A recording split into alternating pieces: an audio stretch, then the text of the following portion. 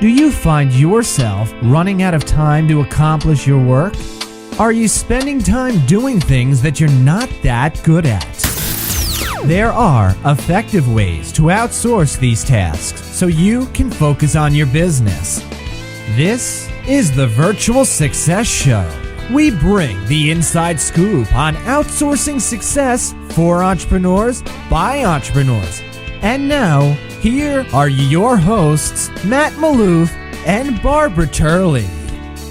Hey everyone, welcome to the show. And as always, I'm joined by my 5 Minutes co-host, Matt Malouf. Matt, how's it going? I'm going well, Barbara. How are you? I'm great, thanks. Good week. It's been an amazing week, and I'm really looking forward to today's episode.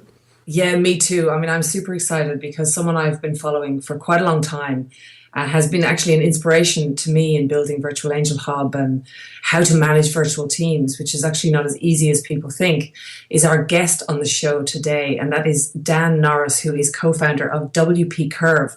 And not only is Dan a very passionate entrepreneur with huge obsession with content marketing and everything digital, he's also running a big virtual team, and with 30 people at the moment in the Philippines and a co-founder who lives in the US, so a truly global virtual team. So Dan, welcome to the show. We're really excited to get chatting with you.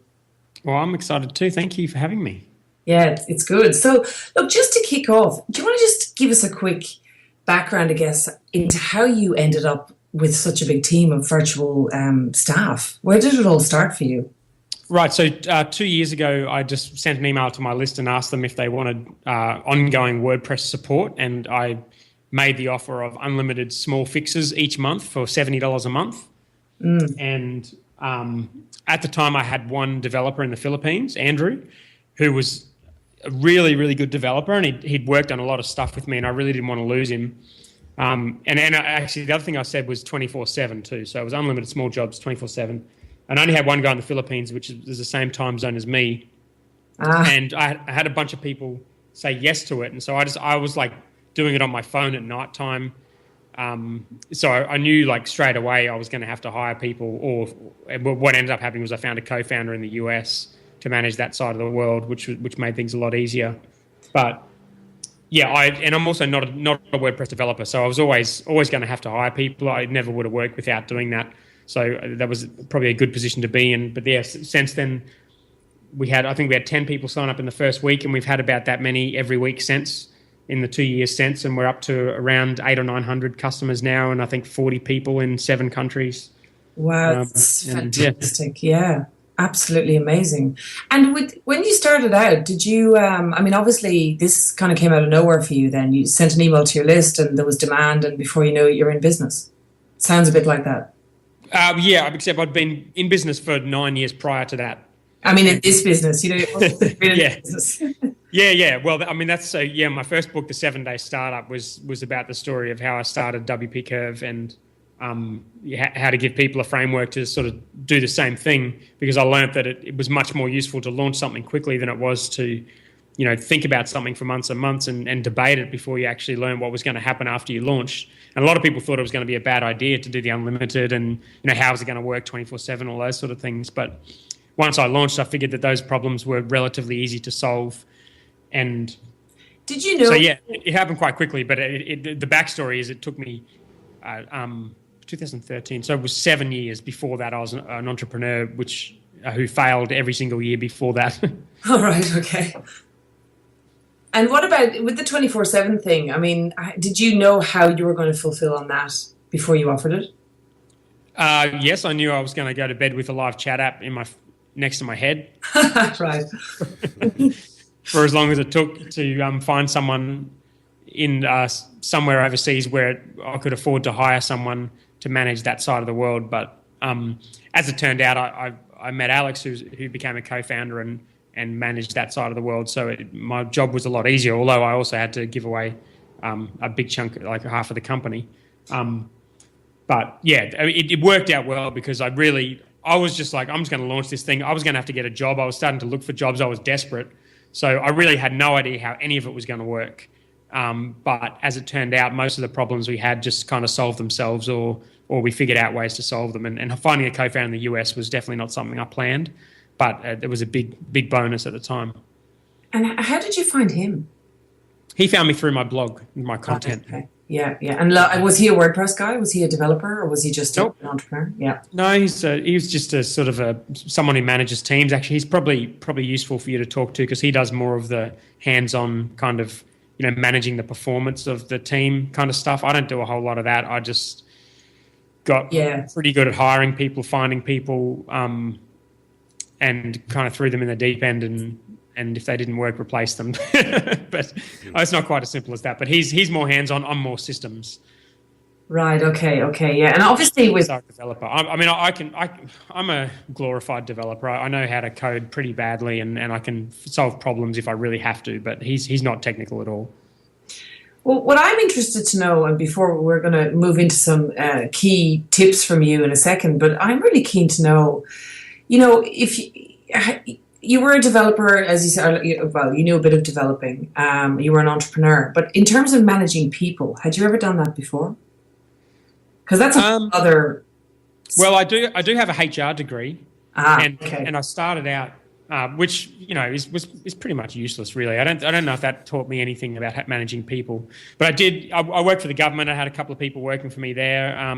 Andrew and I had a remote team of 3 or 4 people with my agency before that, and I had a small team of local people, 3 or 4 people in my office. So yeah, I'd managed people before. I mean, I don't think I'm particularly good at it.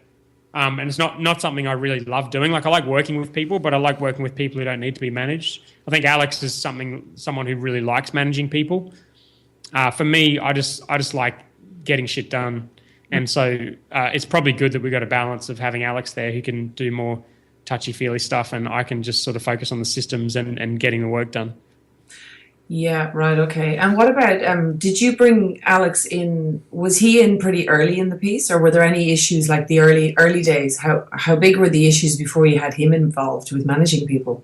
No, he was very early. I can't remember how early, but it was, I think, I'd launched it. I'd written a blog post about the fact that this thing, had sort of started to take off, and I'd started to kind of tell that story about my last business failing and this one, launching it quickly, and we started doing monthly reports. So I was getting a lot of attention and traction with that content, and he was reading that, and it was only a matter of months, I think, after I launched that he came on. Maybe not even months, maybe 5 or 6 weeks. I can't exactly remember. Wow, yeah. Sorry, Matt, I've totally taken over the conversation here. No, totally okay. I'm sure you've got a ton of questions for Dan too. I do, Dan. Actually, what I'd love for our listeners to understand is, what are some of the challenges that you experienced in the early days with growing a virtual team? I mean, there were lots of challenges, but no really insurmountable challenges early on. Like, it was pretty easy. We found it quite easy to find people. I've got a process up on my site where we document exactly what we do. I don't know if you've seen that, but if you Google WordPress, WP Curve hiring developers, then I had this process locked down. It was pretty solid for finding developers. So it wasn't too hard for me to find people. I had a couple of good guys already, and they were really good at referring other people to us. And then we'd have a trial process where we'd pay people for a trial, and we'd sort of weed out the ones that didn't know what they were doing and get the ones that were good. And all of that's all public up on our site, that post and the process we use. So all of that I found pretty straightforward.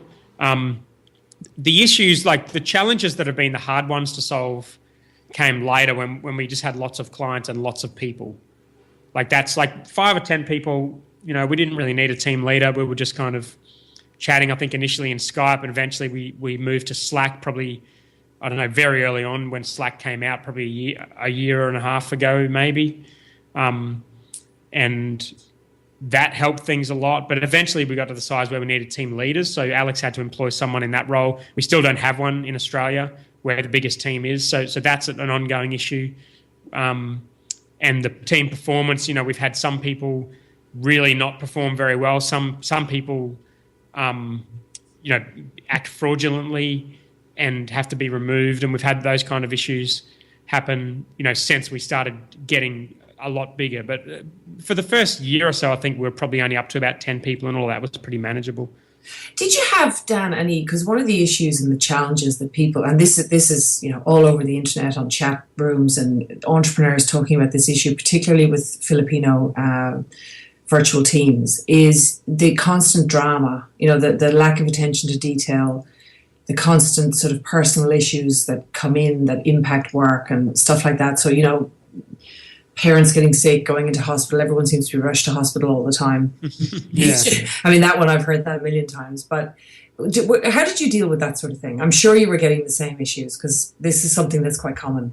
Yeah, I mean, there's a few ways we deal with it. One is we have pretty high expectations. Like we have a trial process where people have to turn up on time. They have to do the certain work and they have to do it well. And, if they don't do that and they don't get a second chance on that. So that weeds out a lot of people. We expect people, for the most part, to be online during normal work hours, to be live chatting with us via Slack when we need them, to be communicating with the rest of the team. If they don't do that, if they kind of go disappearing, MIA all the time, which has happened to some staff, then they're not suitable for us. Like that's the way I manage people. I need them there to chat with me when I need them. So if they don't do that, then the alarm bells are ringing and we sort of exit them eventually, I think.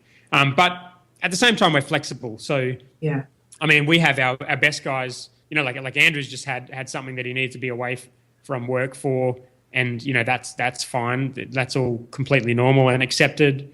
And we give them benefits that they don't get elsewhere, and we're flexible with people. Obviously, if they've got family troubles or if they've got blackouts, we've got a bit of flexibility around that. We've also got processes for that, like with blackouts or brownouts, they call them.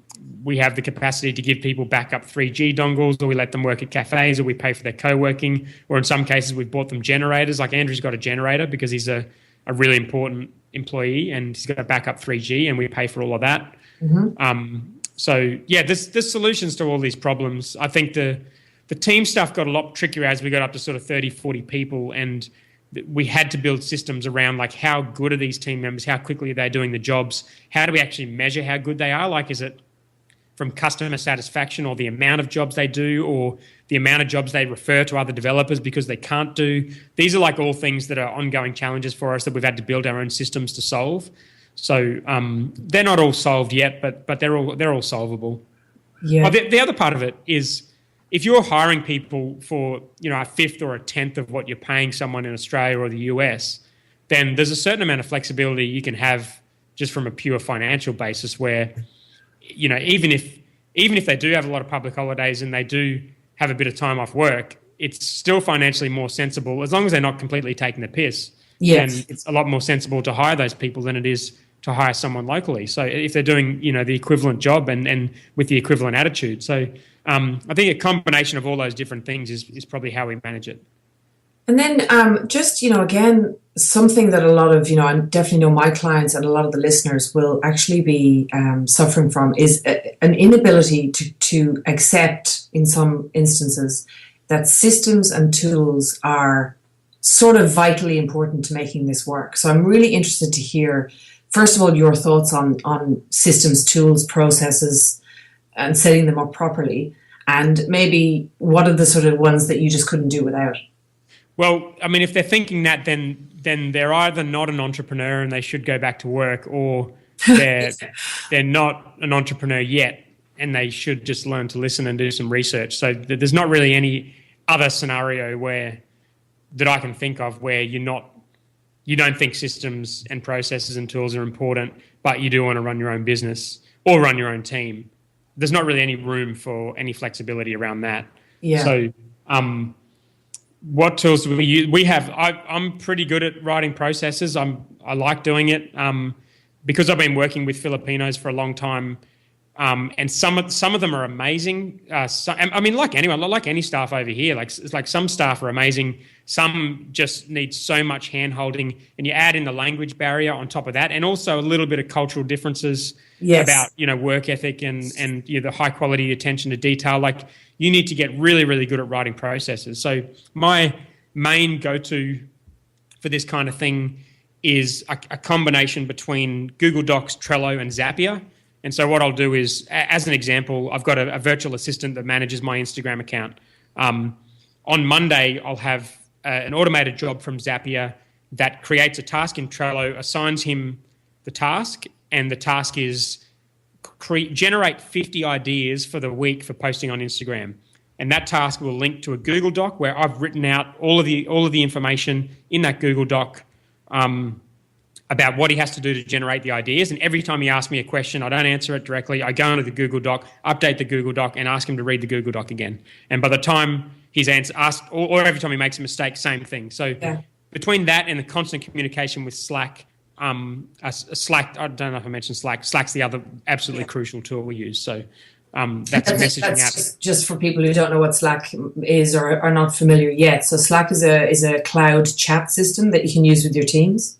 Would that be right? Yeah, and it's a lot more than that. It's we have. I don't want to explain it. Just go and use it. Yeah, just use it. It's great. Just use it, and don't. If you're using Skype to chat with your team, don't use that. Get them on Slack. You can add docs in there. You can add files in there. You can, if you're bored, you can do / Giphy and put a word in and find a random animated GIF, which will either be funny or really rude, depending on what settings you have. It's really cool. You can have channels. You can have groups. You can have automation in there. Yeah. So like when a customer signs up with us, it goes into a channel in Slack. So every day we can just get a really simple list of who's signed up the day before. Yeah. We can't live without Slack. So that's a huge one. But between Zapier does the automation, Trello is the task list, Google Docs is for the process, where you can both manage docs at a time. So in summary, if you're using tasks on your computer, swap to Trello. If you're using any kind of manual work to create tasks, swap to Zapier. If you're using Skype, swap to Slack. If you're using Words, swap to Google Docs. So what I'm hearing here, two really loud messages here. The tools that are out there are, you absolutely have to get on board with them if you're running virtual teams. And number two is if, systems and processes are not your thing, then you're probably not going to succeed. And I've already told you exactly how to do it and exactly what tools to use, and all those tools are free, so there's no excuses. Yeah, absolutely. Because so many people try and get away. I mean, Matt, I know you see this as well. People want to get away from creating processes because it is boring. I mean, I like it. But well, it's not boring. What's boring is doing the same job twice. There's nothing more boring than doing the same job twice. Exactly. Writing a process to prevent yourself from doing the same job twice is the opposite of boring. It's smart. Yeah. It's extremely smart. And I'm so glad you said that, Dan, because it's certainly, I know, one of the things that I'm a big believer in and teach. Just to follow on from that, how much time do you spend training your teams to use the systems? Like, does it take long to get a new staff member up and running in the systems? No. So sorry, I got a bit sidetracked because I just remembered I've got a blog post on this exact topic. I'll paste it in the chat here. You guys can, if you want to link it up in the notes or whatever, you can do that. Or maybe you've got content on it. But that just describes exactly how to use Zapier and Trello to automate tasks. So our systems are very simple. We've got our own help desk system. I mean, Slack, we actually have, WP Curve has a guide to using Slack. I can give you the link to that as well. That's on our blog. But Slack is so easy to use. I mean, unless you haven't used software before, it's not going to, once you actually set it up, it's not going to be difficult for your team to figure out how to use it. Here's the guide to using Slack. So this is, So one thing about me, every time I talk about anything, I've got a blog post for it. So great. I should have warned you about that. So not so much the actual software, but actually doing it the way that you want it done. Because the software they can learn, but I'm sure that there's systems around that are specific to your company. Yeah, we have a combination of things. We teach them the software. We teach them our software, which is specific to our company. We have a Google Doc which tells them about how to use all that stuff, and we associate a team member with them, team leader with them on their first day, so they can talk to someone about that and get up to speed. So all of that stuff is done that way. And in terms of expectations, we have, again, mainly Google Docs. I think we're playing around with the idea of having a wiki or something at the moment, but to me, just having everything in Google is a really big benefit that, like, another piece of software would have to be really good to use instead. But we have like a doc that says this is, actually we have a bunch of docs that they have to read as their first thing they do on day one. One of them is like expectations and, what being a developer at WP Curve is all about, and then the details of how we manage clients, how we do jobs, the procedures for doing specific types of jobs, and how to use the system, all of that stuff.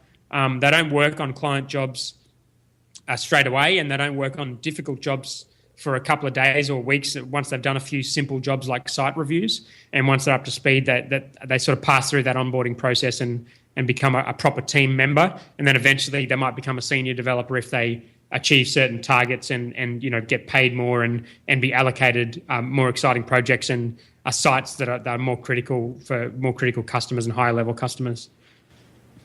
Fantastic. I mean, I think that, well, thank you for such a detailed summary, because I think that's I love the whole having the induction phase and also escalating them as their experience or as they earn the ability to have more interesting work and the like, which I'm sure gives them something to strive for as well. Yeah, and I mean, at the end of the day, like, we don't know these people when they're signing up, so they need to prove themselves. A 2-hour trial is a good start, and that proves themselves enough to be given a chance at a position. But to give them access to client sites and to, let them, code on someone's website, not just review it, then they need to prove themselves that they know what they're doing and that they've got the right standards and they're available and all those things before they get that opportunity. Yeah, that's trustworthy as well, I suppose. It's building that. Yeah, I mean, we've got systems for that too. Like, they don't get full access. We've built our own system where if they're working on one client's website, they'll get access to that one website, but they won't get access to all websites. So there's a bit of technology around that we needed to build to make sure we got security there. So just to sort of wrap things up, because I think we've got a lot of really great tips there, but what if we were to sort of wrap this up into what are your top 3 tips in summary for getting success with virtual teams now that you've been through this whole process yourself? Yeah, well, I mean, we haven't really actually talked about the managing of the team either, which is, I mean, perhaps that's another episode. You might be able to get Alex back if you can convince him to go on a podcast, which is hard work. But maybe give us your insight in it quickly now. I mean, managing, I think, is one of the hardest parts. Yeah, so we have, I mean, processes is the answer, really. Like, we've got processes for absolutely everything. If a staff member isn't performing, we've got a system we use to document that. We've got a process with communication that we use to make sure they're up to speed. We've got, if they go below certain quality scores, then their stuff gets reviewed, and we've got a process for that. If it's looking like they're not going to work out and we need to get rid of them, then we've got a process for that. We've got every week we have an automated process for our admin team to look at our quality score and our response time and go into the management channel in Slack and fill us all in on what's going on. So between having a process, knowing that you need a process, having team leaders to actually be the first port of call for the staff to talk to rather than the co-founders, otherwise we'd never get any work done. Yeah. And having the systems, all of which are free virtually, is more or less how we go about solving most of these problems. Yeah. So I guess really when we look, like what I'm hearing here is top 3 tips is obviously processes to within an inch of your life, because you need a process for everything. You really, really do in-depth processes. Use the tools, they are out there. And then in terms of management, it's an ongoing process there as well. So it's not just like get someone in, train them up and off you go. It actually never stops, really, does it? Yeah, and you need to think of, and you need to factor these costs in as well. I mean, if you're a new business, I don't know what your audience is like, but the one thing I have in my first book is just this idea of, like, what does your business look like at a certain scale? And if you look at your business with, say, 200 monthly customers, how much is it going to cost to support all those customers? And at that point, do you need team leaders to manage your team? How much do those team leaders cost? Do those team leaders need to be US-based or Australian-based, in which case they're going to cost you 5 times as much? Factor all those costs in, because this could end up being a lot more expensive than you originally thought. So that's important if people in your audience are new businesses. Yeah, well, some of them are. Yeah, and I mean, actually, Matt, this is something you're big on. I mean, this is something Matt actually got me, an exercise he got me to do, was thinking about, well, what does this company look like in 2 years' time? And therefore, what does the org chart look like? And how do we move towards that? Rather than just this constant, like, oh, I need another person. Oh, no, I need another person. Yeah. It's thinking ahead. Well, the other thing about that is the biggest mistake people make is they say yes to too much. Like, they do too many things. So in our case, like, even with 1,000 customers, we still really only employ 2 types of people. We've got team leaders, we've got admin people, and we've got developers.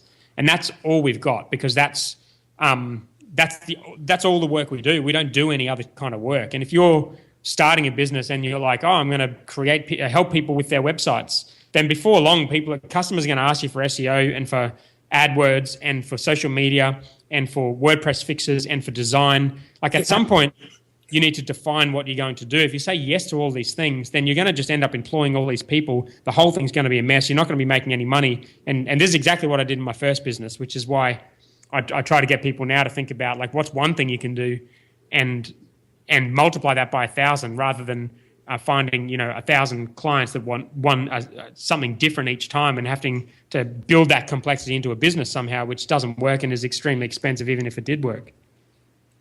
Yeah, that's fantastic advice.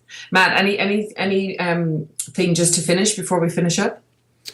Dan, I just want to thank you, but most importantly, because everything that you've said is amazing and simple. And I really, I just want to reiterate everything that Dan's talking about today, is that the systems that you need, the processes, the management, this is the same whether you have a physical business or a virtual team. And what Dan has done amazingly well is taken what happens in a bricks and mortar business and built this amazing virtual business with people all around the world. But the underlying fundamentals are exactly the same. Would you agree, Dan? Yeah, and I think most of my content I put out there is for people that are trying to start a business or they've got a really new business. And I think, like, a lot of people struggle with this idea of, like, if I build this business in this way that is proceduralized and, I've got systems for everything and it's scalable, and I'm going to build, like a really, in inverted commas, big business, then it's going to be much harder for me to manage, and I'm going to be stressed out and working all the time. In fact, I found the opposite is true. Like, I found with my agency, I was working all the time and I was stressed out the whole time because it was fundamentally unprofitable. This business is 10 times the size, but I do much, much, much less work on this business, and I can leave for weeks and the thing keeps running. And so if people have that mindset where they think, I don't want to build a big business, and I mean, don't even call it a big business. I don't want to build a good business is what you should be saying. And if you tell yourself, I don't want to build a good business, then you're a crazy person. So I think about, like, if you want to build something that is scalable and systemized, then it's going to be a better business. It's going to be an easier business than it will be if you build something where you're just saying yes to everything and scrambling the whole time trying to make money. Yeah, and not figuring out how to delegate, because obviously, if you build something with lots of systems that is scalable, you're going to need, it's very, very few that will need no people to help run it. Well, you need to. So what I say about delegation is you should be delegating everything, even if you're good at it. I hear a lot of people saying, like, delegate what you're not good at, which I think is rubbish, because the point of delegation is not to find people to do things, that are better than you. The point is for you to build a business that can scale, and you can't build a business that can scale where you do any of the work. So I think you should be. I think you should be delegating everything, and whether or not you're. I mean, there's always going to be a period where you need to do stuff yourself if you're starting literally from zero. But the goal should be to eventually delegate everything, and for your work to be something you love doing that you probably don't have to do. That's ideal, and that's the situation I think I'm in, where I can do things like these podcast interviews that we don't really have to do. But I love putting this content out. In the last year, I've written 2 books. I've presented around the world. I've started a brewery. I've done a whole bunch of other stuff that I never would have been able to do if I didn't have a business that was fundamentally, I was able to scale and proceduralize. So I think, and people say, like, sorry, I'm going to rant here, but, like, it annoys me because people say, like, oh, I'm not very good at delegating. Well, then you're not very good at being an entrepreneur, and you either don't be an entrepreneur, or you just live your life not being good at something, or you get good at it. So you got to stop saying things like that. I'm so glad that you said that, because honestly, I think it's time that somebody actually comes out and says it like it is, because that's what you just said there. If you're not willing to actually invest time in creating systems, in training your teams and getting the right people in place to run the systems that you've created, then go and work for someone else, because actually that's what being an entrepreneur is about. Yeah, and if you're a good employee, come and work for me. Yeah. So Dan, listen, thank you so much, because this topic, honestly, I know Matt and I have talked about this a lot, and it is actually, as people are struggling with this out there, and we needed to, what I felt was I actually need to get more people talking about this issue and talking about success. And Matt and I just have talked about this to the nth degree, to actually show people and for them to hear it from multiple different people, the same thing about how to get success with this. It's actually not hard. It's that you're not listening. Yeah. You know? Yeah. Well, I mean, it's also a bit of a mindset thing. Like I've been doing this for quite a while now. I've been following Chris Ducker and James Schramko, who I've become really good friends with over the years. I've been following those guys for years, learning about outsourcing in the Philippines. And Dan Andrews, another guy I've been following, who started like a multi-million-dollar business building physical products, traveling around the world. So you start listening to a lot of this sort of content, and enough of it. 4-Hour Workweek's another one. You listen to enough of that type of content, and it really starts to rub off. So, I mean, definitely keep putting the content out there, and eventually it's definitely going to have an impact, because that kind of stuff's had a huge impact on me. Yeah. Dan, thank you so much. This has been a really awesome interview. Thank you, Dan. Thanks for having me. All right, guys, and we'll be back next week with more Virtual Success. Thank you for listening to the Virtual Success Show. If you found this show helpful, take a moment to share it with a friend so that we can all grow together. Find out more about the inside scoop on outsourcing success by going to our website, virtualsuccessshow.com. Until next time, thanks for listening.